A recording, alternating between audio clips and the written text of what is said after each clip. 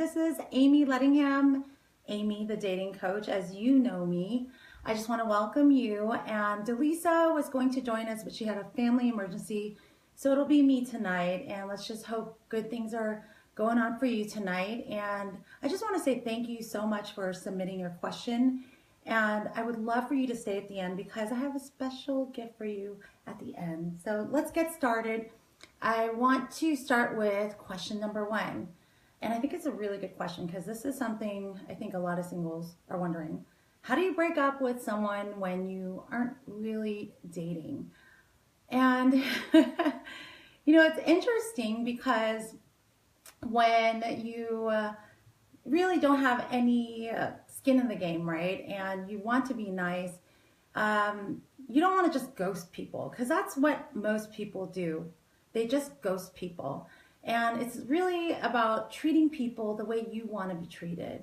So the key is to be authentic. Put your, the shoe on the other foot and pretend as if you were dating somebody and you were really into them and they weren't that into you. And how would you want them to end the relationship with you? Even though it's not really, dating or they don't owe you anything, how would you want them to let you down that would make you feel good? Because at the end of the day, you have to realize you could be a role model to that person, and the way you treat them could affect the way they treat other people in the future. So just know when you do assert yourself and you say, listen, this is not working, our values, our life vision don't align, I think, I wish you luck and I hope you find somebody that's right for you. Just be prepared for conflict because at the end of the day, they have the right, some people have the ability to process, being rejected. Some people don't. Some people, immediately get into a defensive place. So plan for that. But either way, I say step into your authenticity. All right? All right, so let's go into question number 2. This is a great question, and it's actually totally aligned with my conscious dating program. What are some or right indicators that a relationship is ready for an actual commitment? Well, if you know me and you've heard me and followed me, non-negotiables are the most important thing. If you get all your non-negotiables met, and this is, when I say non-negotiables, they're your deal breakers. They're what you require and you have to have in a relationship for it to work. And if it is missing in any way, then the relationship will end, okay? So being clear about your non-negotiables, when you're dating someone, you should be screening them and asking them what their ideas of, for example, if you want children, you should be asking them questions like, do you want a family in the future? Are you looking for, children? Is that something that you want in your life? This is so important because if you wait to the end and you're committed already and you're not on the same page, it can literally break your relationship. So the indicators are that you have similar life vision, life purpose, and actually all your non-negotiables met. So life purpose and vision are your core values, okay? And all your non-negotiables met, and you both can handle conflict well. Right? So that if you guys end up fighting, you're able to come to a resolution. I always say it's not love that keeps a couple together. It's actually how they argue and how they resolve the issues. So that answers question number 2. So let's go into question number 3. This is also good. So I'm a 45-year-old male. I've tried online dating for 3 years and my luck seems to be getting worse and worse. I know the feeling because I've definitely been there. By that I mean less and less response. I try to send out 10 to 15 a week, and when I send them, I'm polite, I'm charming, I read their profiles. I'm not, Brad Pitt or a supermodel, but I'm not a troll either. And maybe I'm sounding too desperate in my messages, or maybe I'm asking the right questions, or I'm not asking the right questions. I have no problem meeting ladies in person, but due to my crazy work schedule, I don't get a chance to get out there and meet friends. Any help on this would be much appreciated. So, honestly, I want to answer your question with, I can't really give you a full answer without seeing your profile, because your profile is your marketing, it's your branding, it's what gets people in the door. And if, number one, the thought is, has the profile worked for you before and it's not working for you now, then we need to do some updates, right? Or if you've been writing people, but when they hit your profile, something about your profile is turning them off, that could be the issue. So I would say, we should talk and take a look at your profile, take a look at your photos. It has been stats that if you don't have enough photos, that people won't respond to your email. So 4 or more photos can actually help you get more emails in the inbox. Also, I would want to, find out a little bit more about your mindset, because the thing that I noticed is you said, let me just read this over to you. You said that, am I sounding too desperate in my messages? Now, I can't really gauge that without seeing it, but the fact that you're questioning yourself tells me that there may be some scarcity in your mindset. And I've worked with singles that have started with me with full abundance and get really excited, and they get tons of emails. And these are singles that struggled before, that, wrote from scarcity and wasn't really showing their authentic self. And it really hurt the amount of emails that they got back in response. So I can definitely help you figure that out. But I really need to look at your profile and understand what you're doing that's causing things to get in the way. Now, here's a tip I have for you. The tip is that there is this little tool that allows you to screen the newest people that joined. And as you notice, you've been dating for 3 years. So your feeling about online dating, it's kind of like, you're probably not feeling as excited as when you first started. So my recommendation for you also is to try to target people that just joined, because they're more apt to respond to you. They're so excited. They want to go on dates, and they're going to be more present in the whole dating process, and they haven't been burnt in any way. So their mindset's great. So I think that would be my tip for you. And I would also, connect with me later, and I'll show you how to connect with me so that we can do a profile review. All right, so on to question number 4. I've been seeing this woman for a couple of weeks whom I met online. It was nearly impossible to set up the date with her. Ooh, that's not a good sign. The first 2 attempts, she said, she seemed excited and she said yes, but then she would text me last minute and say something came up. Oh no. So we would reschedule, and finally one night I was hanging out at the bar. I decided to ask her to meet up, and she was nearby and excited, and she was there in a matter of minutes. Okay, awesome. We really hit it off, enjoyed each other's company. I went on one date, and she was there, and it was awesome. And then I asked her on another date and to the movies, and then she texted me to see if I was there, and then she said she was gone.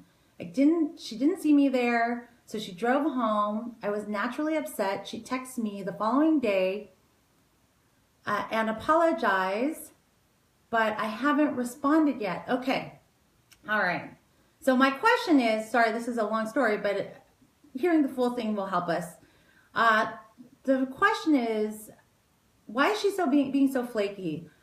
And I find it disrespectful. She seems to like me when we do hang out. She's flirty and everything.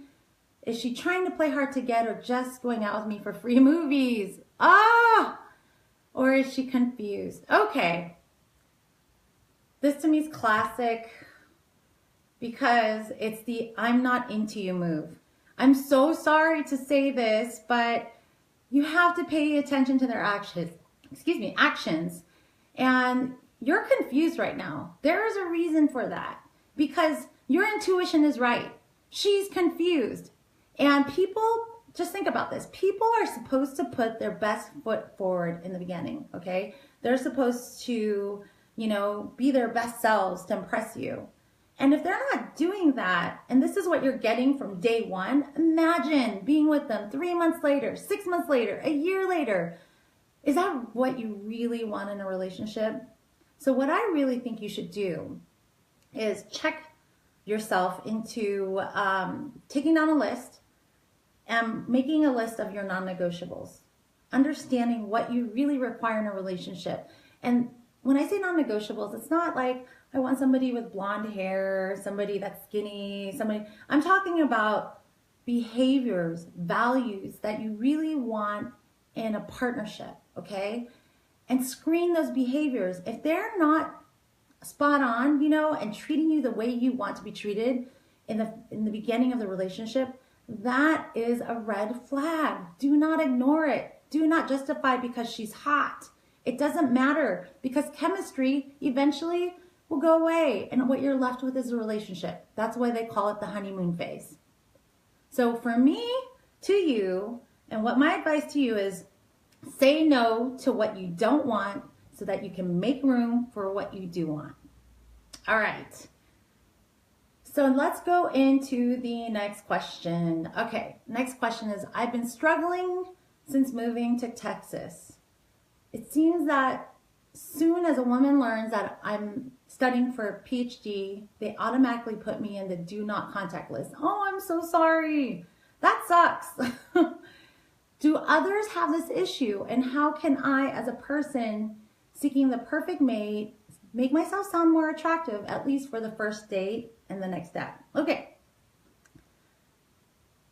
People do have this problem, and it's not so much the PhD, but there's some things that turn people off, because guess what? Online dating is so superficial, and it's almost like they don't realize the person on the other end is a human being, not just a picture and a profile.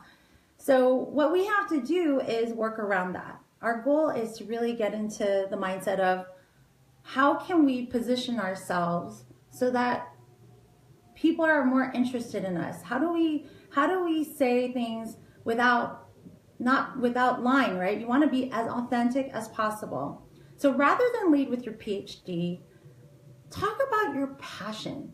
What brought you to doing the career that you want to do? Like what brought you there? Because for us as women, thinking about how beautiful, like you're like, I want to help people. I'm doing this because I want to change, the world, or I want to do something that really leaves a legacy.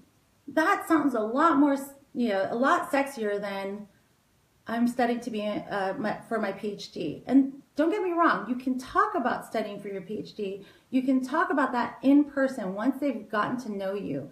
But for that initial start, own it and just talk about why you chose your passion, why you're doing what you're doing, and how you're going to make a difference with what your career path is. Just own it, and it turns us on. Trust me, we love to know that you have a passion in life. All right, so question number 6. I'm a man in my late 30s. I struggle to connect with women online and get dates. However, I feel like I bring a lot to a person I meet, and my best chance now is to meet them in person. How do I go out, and where do I find people of quality and have real, where I can be really interested and date them for a relationship? Great question. So, the one thing that really connects us as human beings are interests, right?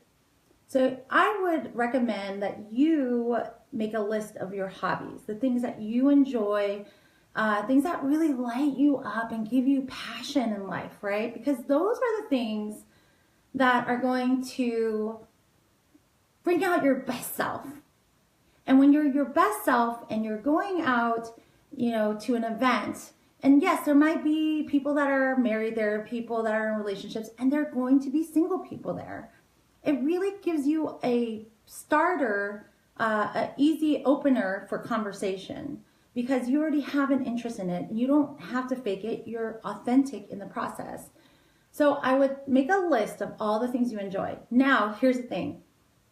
We have to make it co-ed, right? Because if you're looking for another person, now again, if I don't have a preference, but you want to make it so that you can meet your other half. So what that means is look at meetups, look at communities that are available to you, singles events, organizations. There's something that's available for everyone out there. Even dating sites. I mean, there's dating sites for farmers. So there's got to be something for you and what you love. So I say write those down, make it co-ed, and then find the organizations there. And I will tell you, volunteering is a great way because you're already heart-centered and you're meeting somebody that's heart-centered. And look at a lot of membership groups. There is this huge community of conscious memberships that allow you to tap in to groups with other conscious, like-minded singles. So I would definitely look online for those type of events. All right, let's go into question number 7. My girlfriend and I have been dating for almost 5 months. Okay. And she's constantly texting me throughout the day. My question is it too much texting? She texts things like, it's cold on the bus, since she doesn't drive, or I'm hungry if she hasn't eaten. I mean, what's a guy to do?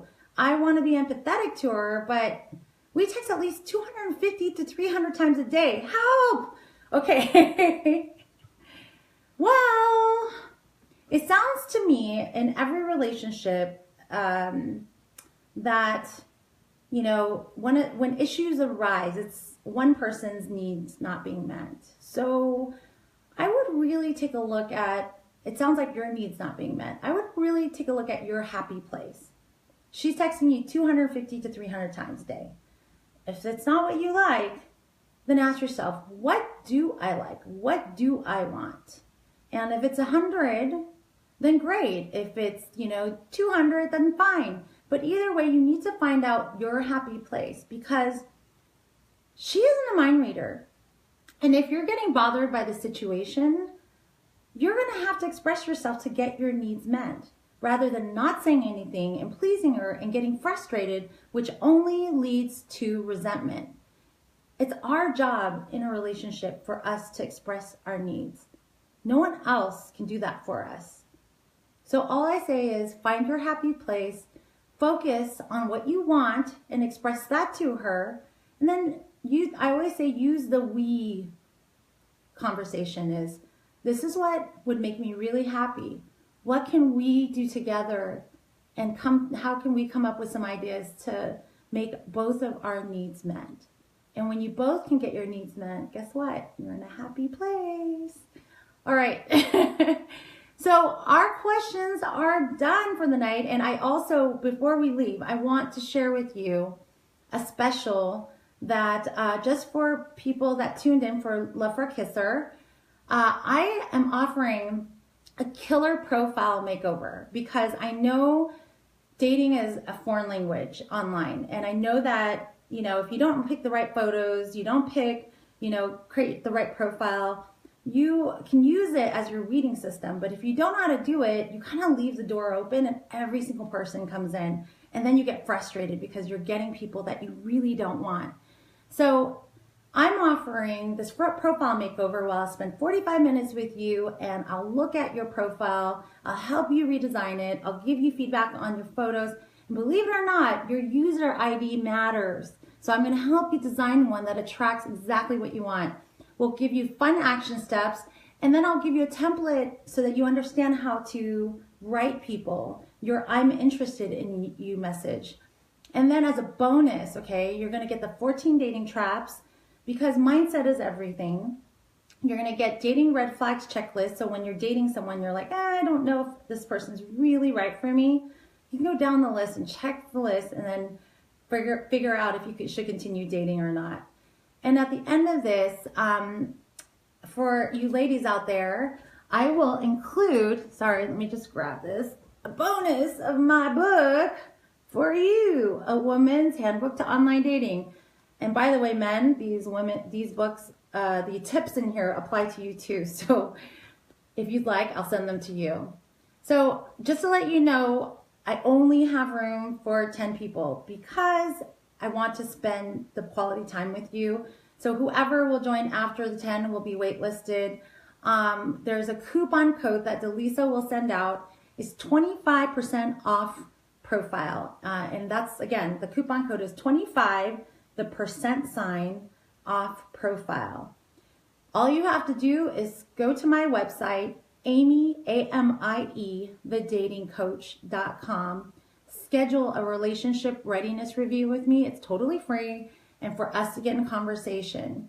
Now this killer profile makeover is valued at $247, but I'm giving you an awesome deal. So schedule that appointment and I will talk to you about the opportunity and the deal, okay?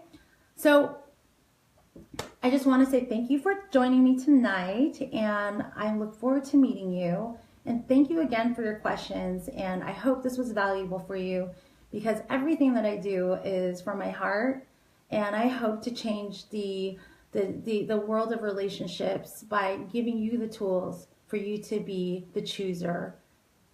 Good night, and have a wonderful day.